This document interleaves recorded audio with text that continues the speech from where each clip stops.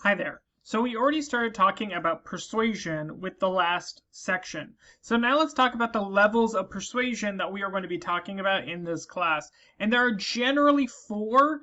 We technically consider three of them the main ones, and we'll be practicing two of them for the major debates in this class. So first one is a argument of definition. This comes from miscommunication. And one of the goals of this type of level of persuasion, and we won't really be arguing definitions because hopefully that can come up in an argument itself. And there's always arguments of definition that exist in debate. But the argument of definition is, do we agree on the same thing?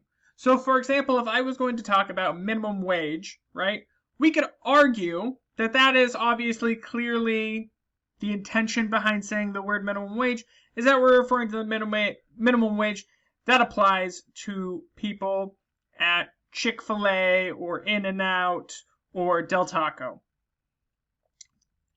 But if I want to talk about the minimum wage, but I'm actually referring to the minimum wage for people in Congress, that's a different type of minimum wage. We have a difference in definition. If I'm trying to talk about, for example, global warming, and you don't know what global warming it is, that's an issue of definition, right? We are defining something differently. A more classic example is, I had a close friend. He was DMing, direct messaging, other girls while he had a girlfriend. She considered that cheating. He did not consider that cheating. The definition of cheating is what is in question here. Maybe you say, oh, well, it's just DMing. It's not physically cheating. That's his definition. Versus her definition was, clearly it's cheating. It's emotional cheating. That's an argument of definition, right? The next one will be fact debate. Fact debate is we are arguing whether or not something is true, whether or not something is valid. Okay?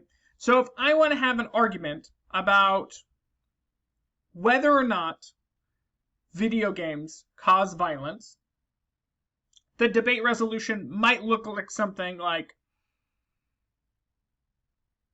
this house believes that video games cause violence. And there are arguments for it and arguments against it, right? And so we just provide information back and forth and see how we're shaking out that kind of debate, right?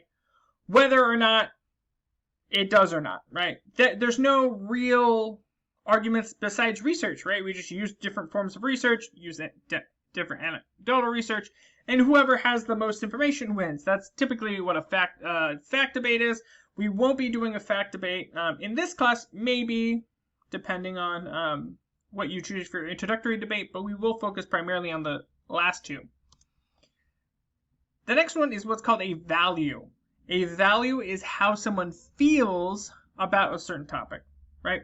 And so we're arguing, for example, what's more important. You're probably familiar with this if you've ever watched a movie, whether or not a movie is good, or whether or not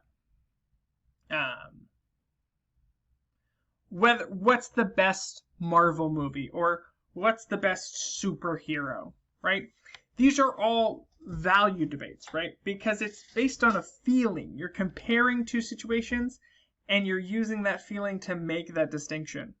And typically you have a set value for the round if you're going to debate a value round, right? So if I want to debate the best movie, maybe I want to say, Barbie is the best movie, and the value we're going to set is set design, right? That's why award shows have categories, right? And so if I set design, then that locks it into, we're just evaluating the Barbie movie just based on set design. And maybe the other person provides a counter value and says, no, we should look at the movie based on audience reception. And they go, okay, well, it's clearly, and we have this sort of argument, right? How do we feel about something? Do we care about something? What are we valuing, right? One of the most common value debates is the debate between security and privacy. So this is one of the most common value debates. Do you believe it is more important to prioritize the safety and security of the United States or wherever you are, right, by giving certain powers over to the police and federal agencies?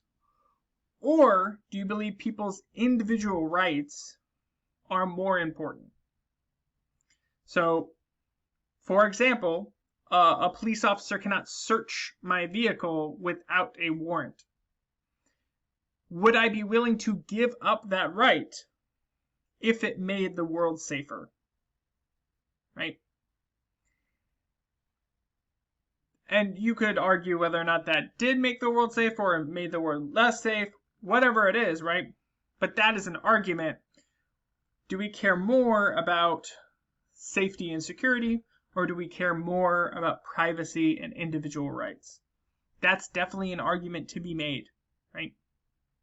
And so, it's not really fact-driven because it's based on a feeling.